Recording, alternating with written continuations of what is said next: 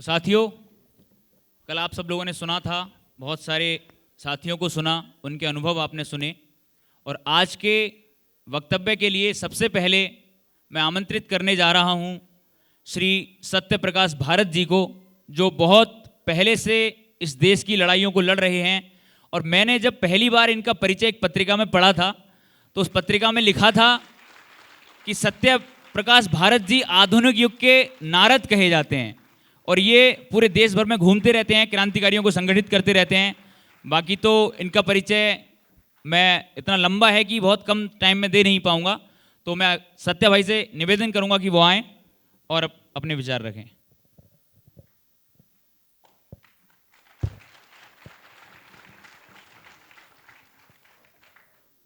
बोलो भारत माता की, बोलो भारत माता की, वंदे वंदे।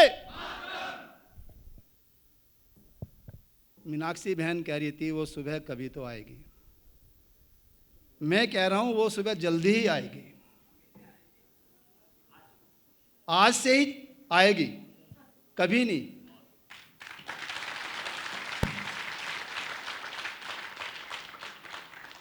अगर कभी का इंतजार किया तो बहुत लेट हो जाएंगे। ये शुरू हो चुकी है अब और जल्दी आएगी। इस आशा के साथ मैं सबसे पहले देश भर से आए मेरे नौजवान साथियों, उन सबका स्वागत करता हूं।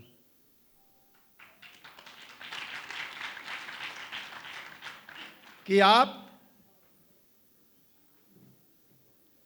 दूर दूर से नव भारत अभियान के आह्वान पर एक विश्वास के साथ, एक उम्मीद के साथ यहां पर आए, और हम भी आपको विश्वास दिला रहे हैं कि जिस विश्वास और उम्मीद के साथ आप यहां आए हैं उसको अवश्य पूरा करने की तरफ हम जल्दी से कदम बढ़ाएंगे, या बढ़ा चुके हैं। ये जो साथी आप देख रहे हैं जो कल से आज तक बोले, ये एकदम पैदा हुए व्यक्ति नहीं है। इसमें से अनेक है जिनका जन्म ही इस काम के लिए हुआ था कि हमें एक सही व्यवस्था बनानी है। परिस्थिति से बहुत कुछ सीखा, और सीखने के बाद अब मिल के कुछ करने की ठानी है। और उसमें आप सबका जो ये सहयोग है,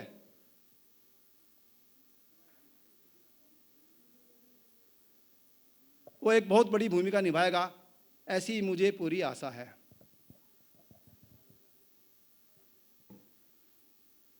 कल नीलेश जी से लेके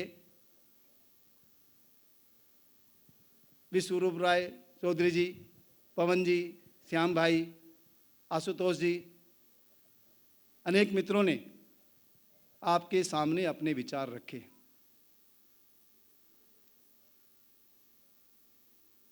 आपने सुने भी, और शायद रात भर आपके अंदर चिंतन मनन भी चला।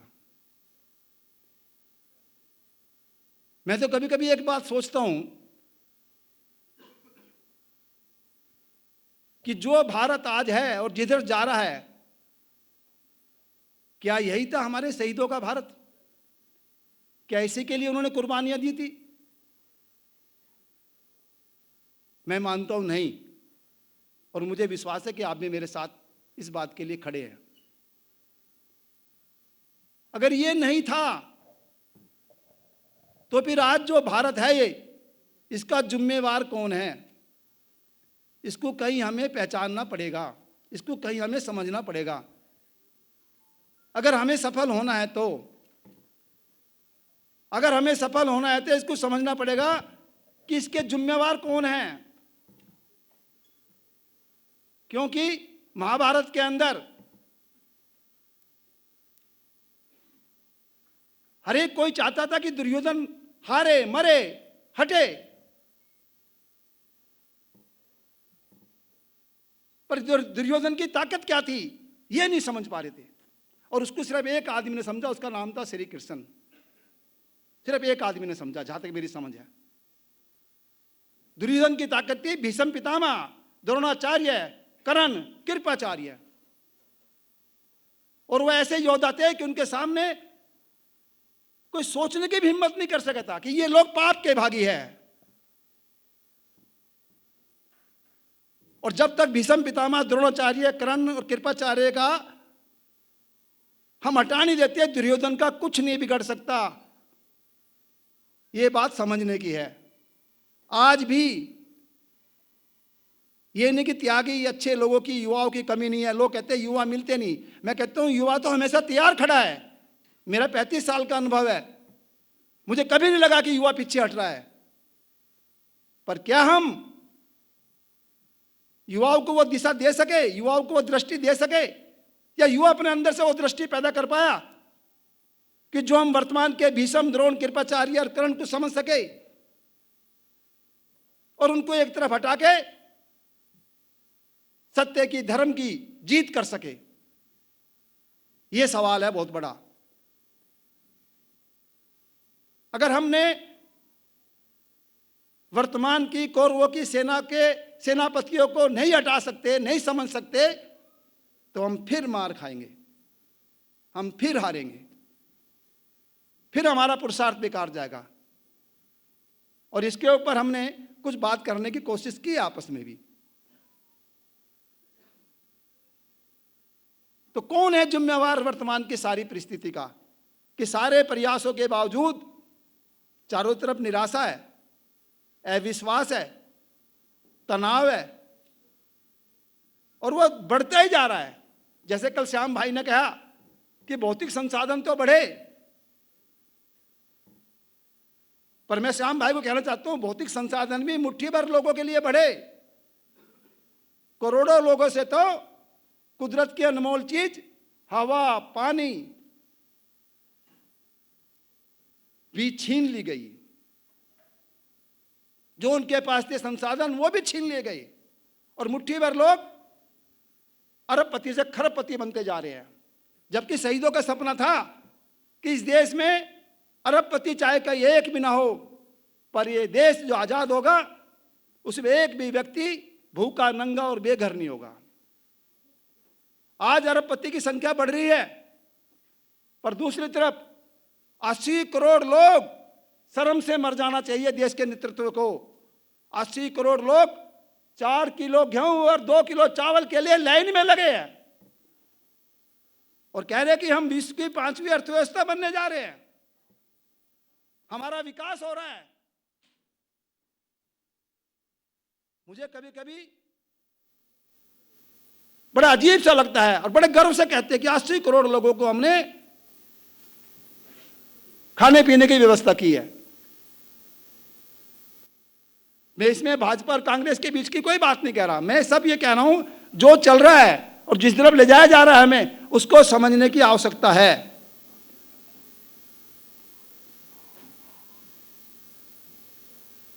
इसलिए कौन है जिम्मेवार इन वर्तमान की परिस्थिति का, इसको समझने की आवश्यकता है। अगर इसको ठीक तरह समझ पाए तो फिर मेरी भूमिका क्या होगी? हर युवा को अपनी भूमिका तय करनी पड़ेगी। अगर हम भूमिका तय कर पाए तो हम सब जो आज तक निराशा में चीजें बदल रही थी उसको आशा में बदलने में कामयाब होंगे। क्या यही है शहीदों का आज आजाद भारत? ये एक क्वेश्चन मार्क। फिर कौन है जिम्मेवार वर्तमान की परिस्थिति का? दूसरी बात। और तीसरी बात, अगर हम समझते हैं तो हमारी भूमिका क्या होगी, इसको समझने की आवश्यकता है और उसको निभाने की आवश्यकता है। भूमिका बहुत छोटी सी भी बहुत बड़ी हो सकती है और बहुत बड़ी भूमिका भी बहुत छोटी होती है, कोई बड़ी बात नहीं है। हमारी दृष्टि क्या है? जैसे कल एक मित्र उदाहरण दे रहे थे कोई कि वहाँ पर कोई प्रोग्राम था और उसमें क्या कि भाई ये जो लैट्रिन वैट्रिन बने कि यहाँ पर कौन खड़ा होगा, तो हिचक रहे थे। हिचकने की बात नहीं है, जो काम सामने है, जिसकी आवश्यकता है, उसको मैं कितनी मजबूती के साथ निभा पा रहा हूँ, उसको कितना पूरा कर पा रहा हूँ, ये महत्वपूर्ण बात है। हर एक युवा की, हर एक व्यक्ति की भूमिका अलग अलग होती है। एक परिवार है, इसमें सारी एक सी भूमिका नहीं हो सकती। लक्ष्य हमारा एक है, पर भूमिका सबकी अपनी अपनी योग्यता, अपनी अपनी क्षमता, अपनी अपनी पात्रता के अनुसार होगी। उसको समझने की आवश्यकता है। कोई किसी की नकल करेगा, कोई किसी दूसरे के अनुसार बनना चाहेगा तो निश्चित फेल ही होगा। मैं हूं, आप है। आपकी परिस्थिति मेरी परिस्थिति में थोड़ा अंतर है। अपनी अपनी परिस्थिति के अनुसार अपनी अपनी भूमिका को चुने हम, और ठीक प्रकार की भूमिका जब चुन पाते हैं तो एक बड़े संगठन का निर्माण होता है, एक बड़ी चीज का निर्माण होता है। तो मेरी दृष्टि में ये कहता हूं कि कौन है जिम्मेवार वर्तमान परिस्थिति का। मैं ये समझता हूं, जो मैंने समझा है, बड़े बड़े शब्द है हमारे सामने।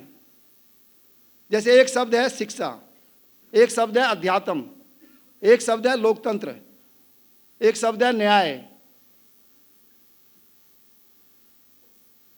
ये बड़े बड़े शब्द हैं।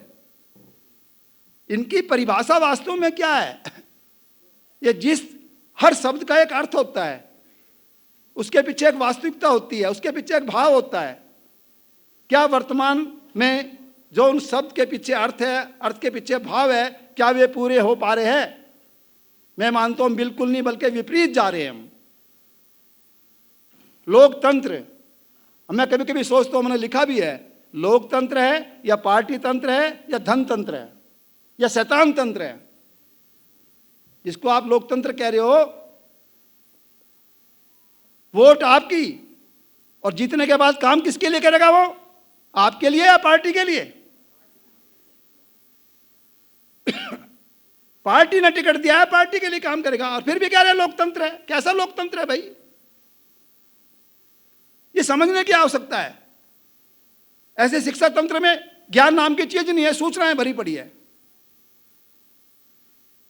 ऐसी अर्थतंत्र में वो जीडीपी का खेल मेरी समझ में आज तक नहीं आया कि अगर आप बीमार नहीं पड़ते तो आप देश के विकास में बाधक हो।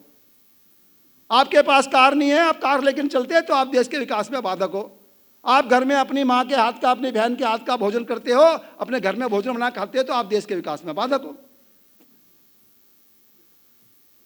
मतलब जितना भोग अति भोग कर सको उतना आप देश के विकास में सहायक हो, चाहे उसमें पर्यावरण का बिल्कुल नाश हो जाए, चाहे हर शहर गैस चैम्बर बनने के लिए मजबूर हो जाए, पर देश के विकास की परिभाषा जीडीपी से जोड़ दी गई। और जीडीपी का खेल मेरी समझ में तो आज तक आया नहीं। मैंने अनेक लोगों से पूछा है, शायद आपने भी पूछा होगा, आपने भी समझा होगा। अगर आप घर में लड़ाई झगड़े नहीं करते तो आप देश के विकास में बाधक हो, बल्कि मैं तो कहता हूं देशद्रोही हो, क्योंकि आप जीडीपी को घटा रहे हो, जीडीपी को बढ़ा नहीं रहे आप। तो ये जो परिभाषा है अर्थव्यवस्था की, शिक्षा व्यवस्था की, न्याय व्यवस्था की, है ना, जिसमें कल पवन जी ने कहा था कि न्याय व्यवस्था में वेंकट चिल्ली से सवाल किया तो उन्होंने कहा कि हम तो न्याय जानते भी नहीं और जानते भी नहीं। तो इन सबको समझना पड़ेगा। आदमी दोषी नहीं है, एक अव्यवस्था हमारे ऊपर थोप दी गई है व्यवस्था के नाम पर। एक पूरी साजिश के साथ अव्यवस्था हमारे ऊपर थोप दी गई है व्यवस्था के नाम पर। उसने कुछ दिन तक तो भारत को चला लिया किसी तरह, पर अब चलना बहुत मुश्किल है। और उसमें दुनिया तड़पड़ा रही है, घुट रही है, मर रही है, और वो भारत की तरफ रास्ता देख रही है कि शायद भारत की सनातन संस्कृति, भारत के कुछ मूल्य हमें दृष्टि दे। पर भारत उन्हीं के पीछे दौड़ा जा रहा है, उन्हीं का विकास मान रहा है। दुर्भाग्य है, अपनी दृष्टि को छोड़कर उसमें कुछ कमी थी तो उसको सुधारने के बजाय हम पश्चिम के पीछे भाग लिए।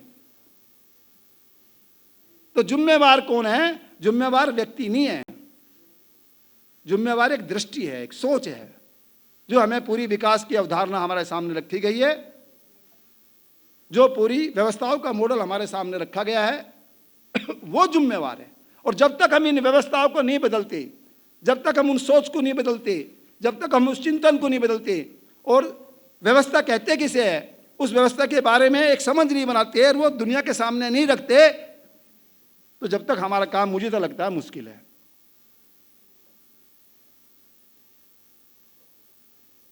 खाली भावनाओं से राष्ट्र नहीं चलता।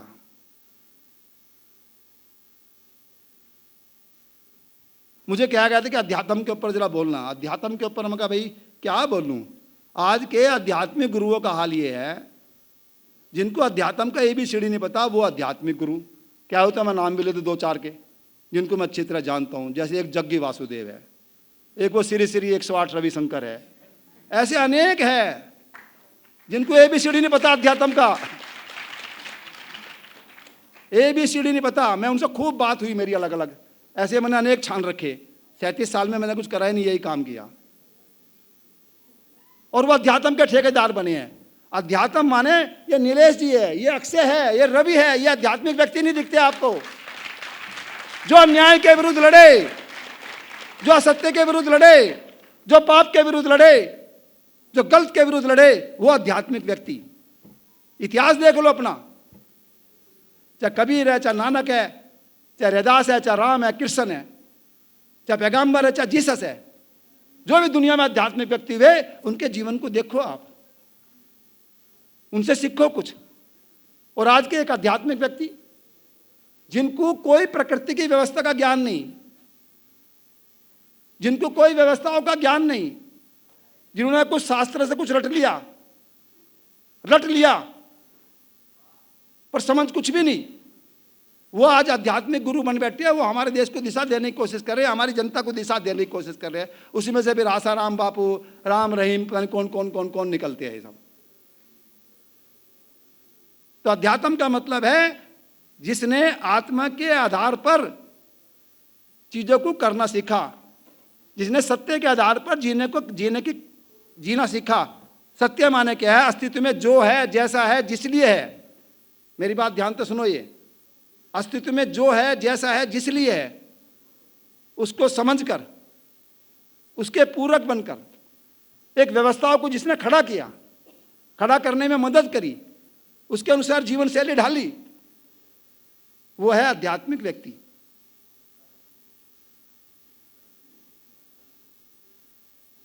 तो इसलिए कौन है जिम्मेवार? मैं फिर कह रहा हूं आपसे, जिम्मेवार है वर्तमान विकास की पूरी अवधारणा, पूरी सोच।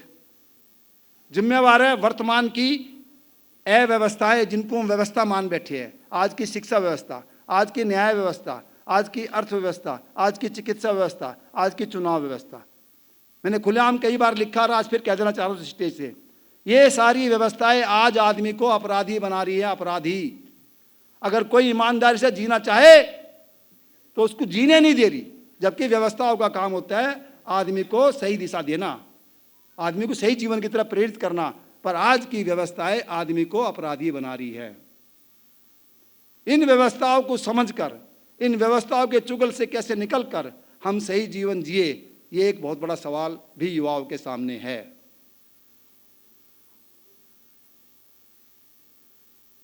बहुत बड़ा सवाल है। जो इन सवालों से गुजरकर आगे बढ़ जाते हैं, उसको ना कोई खरीद सकता, ना कोई बेच सकता, ना कोई डरा सकता, ना कोई लूट सकता।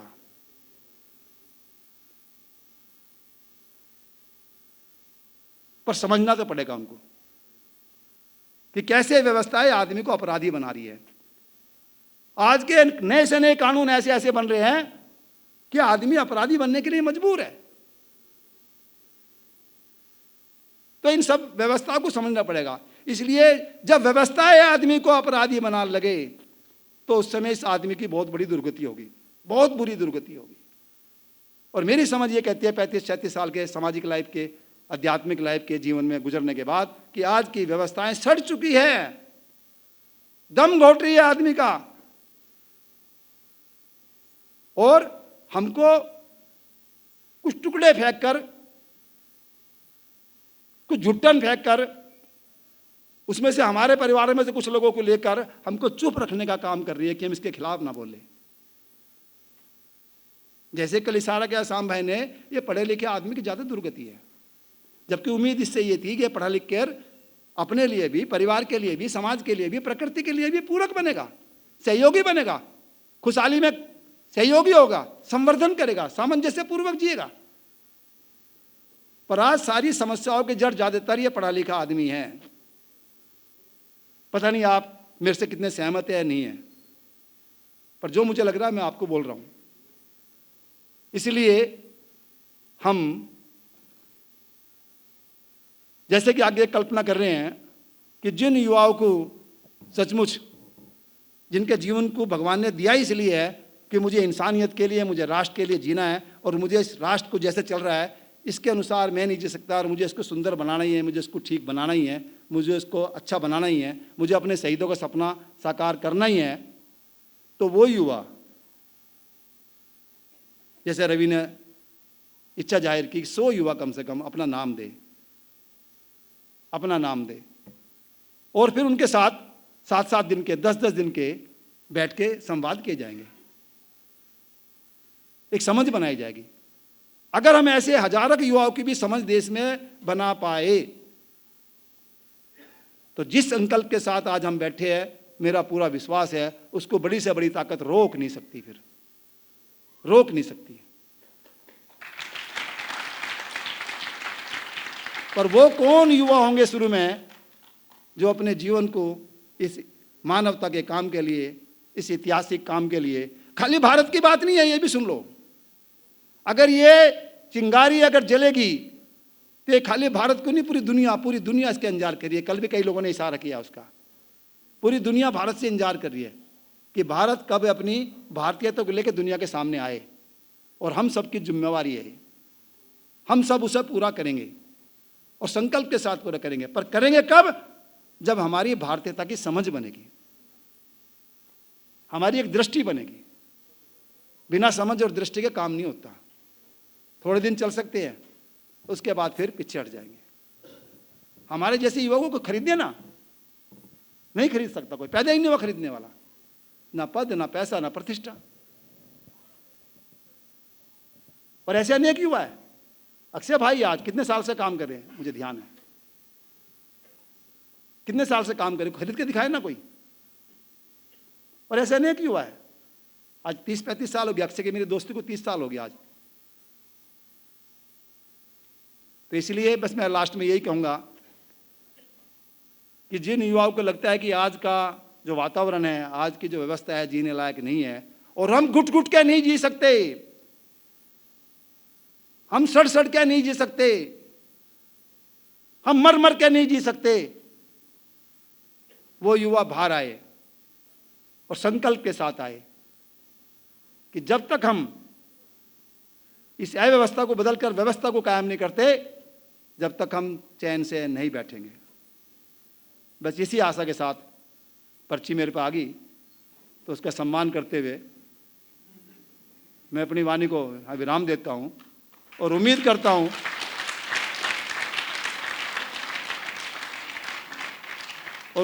हूं कि जाने से पहले, वैसे तो सभी युवा तैयार होकर आए, मुझे मालूम है बड़ी मेहनत की रवि ने इसमें, रवि की टीम ने, पर जाने से पहले 100 युवा जो अपने आप को ये कह सके कि जब चाहोगे जब आएंगे, हम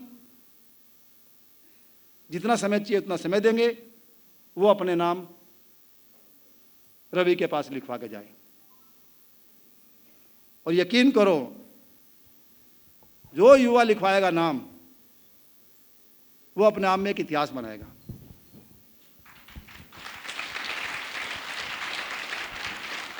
अब ये रुकने वाला नहीं है, ना जेल रोक सकती, ना कोई और दिक्कत रोक सकती। ये ट्रेनिंग के हिस्से हो सब, ये तो सब मानसिकता का खेल है। जेल भी अपनी है, अपनों की है, वो भी वहां भी हमारे जैसे आदमी रहे, हमारे भारतीय है वहां भी।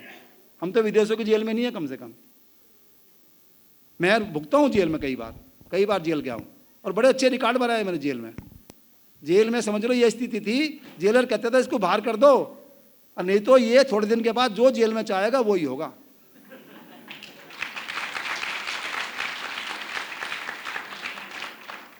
है ना, ये जेल है ना, एक तरह से लिख के भेजा, मुझे 10 दिन के बाद बाहर कर दिया। मैं मुझे बाहर क्यों कर रहे हैं, मुझे तो मजा आ रहा है, अभी तो मेरा काम शुरू हुआ है। क्या लगा, नहीं आप बाहर जाओ। मैं, किसने जमानत दी मेरी? क्या लगा, पता नहीं, बाहर जाओ। कुछ नहीं है जेल वेल, जब जीना आ गया ना आप पे, तो आपका हर जगह सम्मान होगा, कोई आपको नहीं रोक सकता। जब तक आप पे जीना नहीं आता, जब तक आप आदमी को आदमी से प्यार करना नहीं आता, जब तक आदमी डरता है, क्योंकि जेलर भी आदमी है, वो कैदी भी आदमी है, बल्कि बेचारे वो तो छोटे कैदी है, छोटे अपराधी है। बड़े बड़े अपराधी तो सब पार्लियामेंट के अंदर कहीं कहीं बैठे हैं।